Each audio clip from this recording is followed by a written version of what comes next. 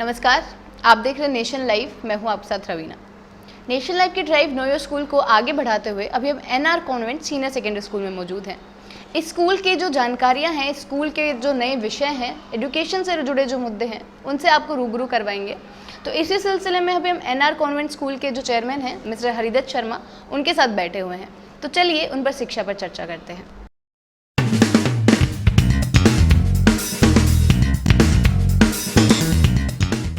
नमस्कार सर। नमस्कार सर, सबसे पहले क्योंकि हम शिक्षा पर चर्चा करने आए हैं तो शिक्षा से ही शुरुआत करते हैं। आपको क्या लगता है सर, शिक्षा का क्या मोटिव होता है? देखिए जी, सबसे ज़्यादा महत्व तो शिक्षा का ही होता है जी। अगर हम अशिक्षित हैं तो क्या समझेंगे? भला बुरा जो कुछ है वही आदमी समझ सकता है जो शिक्षित होगा। बहुत सी चीज़ें ऐसी है बिना शिक्षा के हमें प्राप्ति नहीं हो सकती। हम जो कुछ पढ़ते हैं सुनते हैं वो सारा कुछ हमें स्कूल से प्राप्त होता है। देखिए, बच्चा जो है ना, जब घर से निकलता है और स्कूल तक आता है, बहुत सारी चीज़ें वो देखता है रास्ते में, लेकिन उन चीज़ों को समझने के लिए वो माँ बाप से तो पूछता नहीं है, जाके टीचर से पूछेगा। उसकी कोई भी क्यूरियोसिटी होगी, लगन होगी जानने की, तो उसकी तसल्ली उसका टीचर कर सकता है। बाकी माँ बाप से वो बच्चे नहीं पूछते। तो सबसे पहला काम तो ये है टीचर का कि इंटरेक्शन ज़रूरी हो बच्चे के साथ।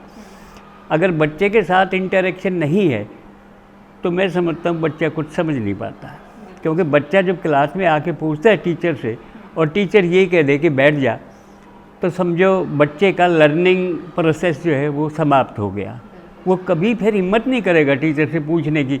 जैसे बच्चा आ रहा है, रास्ते में उसने कोई चीज़ देख ली, अब उसके लिए कोई नई चीज़ है वो, तो बच्चा तो ये सोचता है कि मेरे टीचर बता सकते हैं मुझे, माँ बाप को नहीं पता होगा। अब उसने पूछ लिया अगर टीचर से और टीचर ने कह दिया कि नहीं बैठ जा, बाद में बात करना, है क्या आज के युग में कि पहले तो था इंटरेक्शन था टीचर का और टीचर का। गुरु शिष्य होते थे, शिष्य गुरु से पूछता था और गुरु उसकी सारी चीज़ों के समाधान करता था। लेकिन आज क्या है, मैथ का टीचर है, मैथ पढ़ा रहा है और बच्चे ने वैसे ही पूछ लिया, कोई दूसरा क्वेश्चन कर दिया कि जी इसका क्या मतलब, बैठ जा, मैथ का काम पूरा होने दो, कोर्स पूरा करना है। तो इस तरह के डायलॉग मैंने देखे हैं बहुत जगह। तो सबसे बड़ी कमी आ गई interaction of students and teachers. It is must, बहुत ज़रूरी है कि बच्चे का और टीचर का संवाद जारी रहना। नहीं तो बच्चा जो है सिर्फ किताबी नॉलेज से ही सीमित रहता है और स्कूल का मकसद यही होता है कि उसका हर तरह की नॉलेज इम्पार्ट करे, उसको जो चीज़ बच्चा समझना चाह रहा है उसको समझाने की कोशिश करे। जी सर, तो आपने किताबी ज्ञान की एक बात की है सर, एक और यहीं पे एक सवाल आ जाता है कि प्रैक्टिकल नॉलेज और थ्योरेटिकल नॉलेज है सर, दोनों में बैलेंस बना के चलना कितना ज़रूरी है? क्योंकि मेरे को लगता है सर, सिर्फ हम प्रैक्टिकल अगर करेंगे तभी भी बात नहीं बनने वाली है। अगर सिर्फ थ्योरी पे ध्यान देंगे, सिर्फ उसको किताबी कीड़ा बना देंगे, तभी भी बच्चे का विकास नहीं होने वाला है। तो दोनों को एक बैलेंस करके चलना कितना महत्वपूर्ण है एक स्कूल के लिए? अब आप देखिए, हम बच्चों से क्या, हम बड़ों को देखते हैं। मान लिया किसी ने साइंस से बीएससी कर लिया बीएससी साइंस से, अगर वो घर जाके उसको एक बोल्ट खोलना पड़ा, वो उसको खोल नहीं सकता। मैंने खुद देखा है, अगर घर में एक स्टोव है और उसका निप्पल चेंज करना है and that person is MSc है, लेकिन वो निप्पल ठीक कराने के लिए दुकान पे जा रहा है। दुकानदार कह रहा है रुक जाओ, अभी मेरे पास समय नहीं है। वो दुकानदार से कह रहा है कि भाई जल्दी करो, घर में मेहमान बैठे, गैस ख़त्म हो गई है। तो what is the use of that education? He got the degree of MSc in physics and he can't do his own work. That is the difference, practical knowledge and bookish knowledge. तो ऐसा coordination होना चाहिए कि जो हम bookish knowledge ले रहे हैं उसका प्रैक्टिकल नॉलेज बहुत ज़रूरी है लेना, नहीं तो वो बेकार है। आप सोचिए, मैंने एमएससी कर लिया, केमिस्ट्री से एमएससी कर लिया, मुझे जॉब मिल गया, मैं स्कूल जा रहा हूँ, पढ़ा के आ जाता हूँ, and I closed all my books in the अलमीरा। कितने लोग ऐसे हैं जो अपने प्रोफेशन के प्रति इतने सजग हैं कि घर आके पढ़ाई करते हो? नो, कोई उनको तो गए, सैलरी ले और आ गए। ये काम नहीं होना चाहिए। जी सर, तो क्योंकि हम एजुकेशन की कमियों पे थोड़ा, हाँ, एजुकेशन की ये कमियां हैं। ये don't impart dual knowledge, practical and bookish both should go, हाँ चलनी चाहिए साथ तो में। सर एक और चीज़ आ जाती है इस समय पे, जो अगर हम इस जनरेशन की बात करें सर, जो एथिक्स और मोरल वैल्यूज़ हैं, जो हम पहले के समय पे, आपने भी गुरु और शिष्य की बात की है, उस समय पर एथिकल वैल्यूज़ बहुत ज़्यादा होती थी। संस्कार क्या होता है, सोशल वैल्यूज़ क्या होते हैं, वो हम बच्चों में ज़्यादातर देते थे, हम बच्चों को सिखाते थे। लेकिन अभी की जो स्कूलिंग हो गई है सर, मार्क्स पर ज़्यादा अभी की स्कूलिंग का ये है, पहले सिर्फ एक जी होता था, एक जी, एंड दैट वाज गुरु जी। आजकल क्या है, 2G 3G 4G और अब और आ गया 5G। तो आप समझ लो कि संस्कार कैसे मिलेंगे बच्चे को। पहले क्या होता था कि संस्कार ही दिए जाते थे बच्चों को। गुरु जो था वो पहले बच्चों को एथिक वैल्यूज़ पे ही ध्यान देते थे। आजकल कितने बच्चे घर से निकलते थे माँ बाप के पैर छू के निकलते हैं, कोई भी नहीं। तो ये चीज़ें एक समय टीचर को क्लास में ऐसा भी लगाना चाहिए कि वो बच्चों को इस तरह की नॉलेज दें। तो सर अभी और मैं गारंटी से कहता हूँ, अगर ये काम शुरू किया जाए तो हर बच्चा कर सकता है इसको शुरू, कोई मुश्किल काम नहीं है। और जो एथिक वैल्यू डेवलप होंगे तो नेचुरली वो पढ़ेगा भी, काम भी ठीक करेगा। तो अभी आप और आजकल हो क्या गया है कि आजकल ये हो गया कि धीरे धीरे अब जॉब तो इतने रहे नहीं, बच्चा पढ़ के आ गया, MSc भी कर लिया, BSc भी कर, घूम रहे हैं, जॉब नहीं मिल रहा कहीं भी। अगर साथ के साथ उनको प्रैक्टिकल नॉलेज लाइफ की मिलती तो शायद ऐसा नहीं होता। जी सर, तो फिर इसी सिलसिले में आपके स्कूल की बात कर लेते हैं कि जो आपका स्कूल है NR कॉन्वेंट की अगर हम बात करें तो ये कैसे, ये जो सारी कमियां हैं उनको पूरे करने का काम कर रहा है, या एथिक्स वैल्यूज़ को कैसे अपने देखो जी, हमारे यहाँ सबसे बड़ी चीज़ डिसिप्लिन मेंटेन करने के लिए हमारे यहाँ जैसे NCC हमारे यहाँ स्टार्ट है। क्या है, NCC से बच्चे को बहुत ज़्यादा डिसिप्लिन में रहने का चांस मिलता है। कैसे मिलता है? When they go to camps, they live in a society, friends, उनके साथ वो कैसे रहें, कैसे उनके साथ उठना बैठना, सामूहिक रूप से खाना खाना, ये सारी चीज़ें हमारी NCC ट्रेनिंग में दी जाती हैं। वैसे हमारे यहाँ सिस्टम में हर बहुत से बच्चों का जैसे जन्मदिन होता है, वो घर पे कुछ ना कुछ बना के लाते हैं और सबको खिलाते हैं। किस लिए? भाई आज मेरा बर्थडे था, टीचर के थ्रू अपनी क्लास में देते हैं उसको।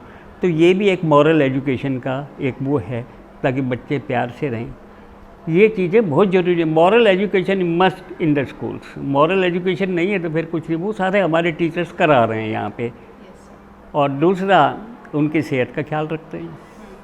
ये नहीं कि बच्चे आ गए उनके नाखून भी चेक करते हैं, उनको डॉक्टर भी हमारे पास है। पेरेंट PTM में उनको बताते हैं कि आपके बच्चे को कोई तकलीफ़ है, खून की कमी है या और कुछ है, चेक कराओ, क्योंकि हमारे डॉक्टर उनको चेक करते हैं। बाकी पढ़ाई तो सभी स्कूलों में होती है, कौन ऐसा स्कूल जो नहीं पढ़ाता, सभी पढ़ाते हैं। जी सर, तो आपके स्कूल का ऑब्जेक्टिव हम जानना चाहेंगे। हमारा स्कूल का मेन ऑब्जेक्टिव यही है कि जिस ढंग से हमारे यहाँ बच्चे आते हैं, हमारे यहाँ मिडिल क्लास सोसाइटी के बच्चे भी आते हैं, माइग्रेटरी पॉपुलेशन जो है उनके बच्चे भी स्कूल में आते हैं। उनको फीस वगैरह नहीं होती दिल्ली गवर्नमेंट के EWS कोटे से। उनको प्रॉपर बुक्स भी देते हैं, उनको ड्रेस भी देते हैं, उनकी कोई फीस नहीं ली जाती। तो उनका साथ साथ उनकी सेहत का भी ख्याल रखते हैं, क्योंकि हमारे यहाँ परमानेंट हमने डॉक्टर रखा हुआ है। उन बच्चों को घर पे वो सुविधा नहीं मिल सकती। जो माइग्रेटरी पॉपुलेशन के बच्चे हैं, आजकल ज़रा सा भी जाओगे तो डॉक्टर को दिखाने के लिए कितनी फ़ीस है वो दे नहीं सकते। लेकिन हमारे यहाँ डॉक्टर आते हैं, चेक करते हैं, उनको दे प्रोवाइड मेडिसिन्स। ये हमारा मोटिव है कि थोड़ा सा एक ऐसी सोसाइटी का वो पैसे का वो नहीं है कि पैसे का भी नहीं है, ये भी नहीं कि हम तंग करते हैं, बच्चे की फ़ीस नहीं आई तो फिर भी तंग नहीं करते हैं हम। आ जाएगी, आज नहीं आई कल आ जाएगी। तो main motive is to give them education, बस। उनको मॉरल एजुकेशन भी दो और साथ में एथिक वैल्यू जितनी भी हैं वो भी दो, और उनकी सेहत का भी ख्याल रखो। और स्कूल में क्या होना चाहिए, यही है, थ्रू एक्टिविटीज़ और थ्रू अन्य वो ऐसी एक्टिविटी जिसमें बच्चा एक ग्रुप में सीखे, सोसाइटी में रहे, इस तरह की नॉलेज हम इम्पार्ट करना चाह रहे हैं बच्चों को। जी सर। तो सर आपको इतने साल हो गए हैं शिक्षा में बने हुए, स्कूल में बने हुए, सारी चीज़ें करते हुए, क्या क्या बदलाव आपने देखे सर? इतने सालों में शिक्षा में क्या बदलाव नहीं, आया? बदलाव तो बहुत आया है जी। उनके बारे में जानना चाहेंगे। बदलाव आया, बच्चे एक तो ढंग से रहना सीख गए, एजुकेशन में एक दूसरे से उनका मेल जोल ज़्यादा है, आपस में फ्रेंड्स भी बनते हैं, घर जाके भी एक दूसरे से बात करते हैं, यहाँ भी आके हमें बताते हैं कि मेरा फलां दोस्त, यही एक एजुकेशन का मकसद है और क्या है। और दूसरा कि वो अपनी लाइफ में ऐसा भी कुछ करें कि कमाने लायक हों, यही नहीं कि खाली यही चीज़ें। अब उनका पूरा वो देखते हैं कि एग्ज़ाम में कितने मार्क्स आए, क्या कमी है, क्यों कम मार्क्स आए, उनको भी बैठा के हमारे टीचर्स गाइड करते हैं, पेरेंट्स को बुला के कि इनका घर में एक टाइम टेबल बनवाओ आप, बच्चे के मार्क्स कम हैं, क्यों हैं कम, कारण ढूंढते हैं उसका कि इसके मार्क्स कम क्यों आए, क्या हमारे पढ़ाने में कमी रही, या बच्चा इग्नोर कर रहा है सारी पढ़ाई को, या घर पे उसको माहौल नहीं मिल रहा है। पेरेंट्स घर पे क्या होता है कि आजकल क्या है, इस सोसाइटी की बात कर रहा हूँ मैं, मिडिल क्लास सोसाइटी में क्या होता है कि बाप पी के आ गया, घर आके गाली देनी शुरू कर दी, वही गालियाँ बच्चा सीखता स्कूल में आके देनी शुरू कर देगा। तो वी ट्राई टू अंडरस्टैंड कि ऐसा क्यों हो रहा है, क्या इसके घर में ऐसा कुछ माहौल है, तो हम उसके माहौल को भी चेंज करने की कोशिश करते हैं ताकि बच्चे में ये बैड हैबिट्स डेवलप ना हो, ये हमारा मकसद है। जी सर। तो आपने यहाँ पर जिक्र किया सर मार्क्स का, तो इसी पे ये पूछना चाहेंगे सर कि जो मार्क्स है, जो एक नंबर है, जो एक मार्कशीट है, वो कितनी इंपॉर्टेंट है एक बच्चे के लाइफ में? या फिर अगर हम बात करें कि एक जो बच्चा है, क्या पता वो और किसी चीज़ में भी माहिर हो सकता है? सिर्फ देखो ऐसा है, खाली इस पे भी डिपेंड नहीं करते हम कि बच्चे के मार्क्स कितने आए। हो सकता है उस टाइम उसका पेपर जब वो दे रहा है तो खाली एक पर्टिकुलर वो चैप्टर उसने ना कवर किया हूँ, हम उससे ये तो गैस नहीं कर सकते कि बच्चा इंटेलिजेंट नहीं है, ऐसा नहीं है।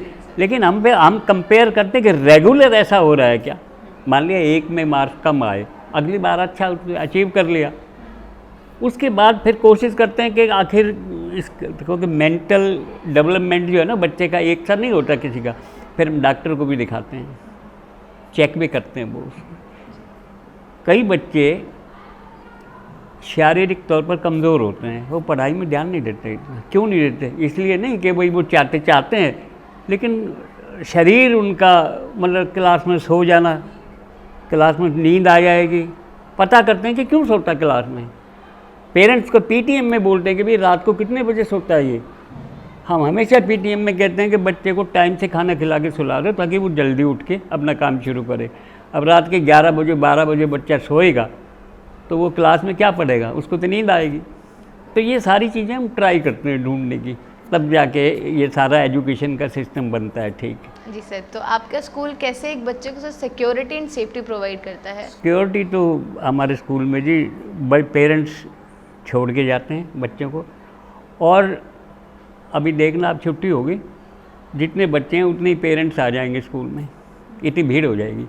मतलब हर पेरेंट अपने बच्चे को लेके जाता है साथ, ये नहीं कि निकल गया और वो बच्चा गायब हो गया, इस तरह की बातें नहीं होती। पेरेंट्स को ही सौंपते हैं बच्चा, हम वैसे नहीं। तो अब आखिरी सवाल आपसे पूछना चाहूँगी आपकी जर्नी से रिलेटेड, मतलब इतने सालों से आप एजुकेशन में, तो सर क्या ऐसी चीज़ें थी या कैसे एलिमेंट्स थे जिन्होंने आपको इंस्पायर किया कि आप एजुकेशन के फील्ड में आए, या फिर बच्चों को पढ़ाना शुरू करें, या ऐसा कोई स्कूल की स्थापना करें कि आप एजुकेशन के फील्ड में काम कर सकें? क्या ऐसी चीज़ें थी? क्यों किया हमने ये काम शुरू? जी। इसलिए काम शुरू नहीं किया कि देखो मेन मोटिव तो लोगों का यही होता है कमाई करने का। लोगों ने सोचा आजकल स्कूल एक बिजनेस है, हमने ऐसा नहीं सोचा, हमने ऐसा नहीं सोचा, क्योंकि ये ज़मीन थी हमारी ही थी, खरीदी नहीं थी। उसी को एक ऐसा रूप देना कि जनता का भला हो, बच्चों का भला हो, इस सोच के। जी सर। तो बहुत बहुत शुक्रिया आपका हमारे साथ बनने के लिए, और जो हमारी ऑडियंस है उनको अपने व्यूज़ आपके स्कूल के जो फैसिलिटीज़ के बारे में बताने के लिए। तो नेशन लाइव आप तक स्कूल्स की जानकारी ऐसे ही पहुंचाता रहेगा, शिक्षा से जुड़े जो मुद्दे हैं उनकी जानकारी आप तक पहुंचाता रहेगा। बने रहें नेशन लाइव के साथ। धन्यवाद।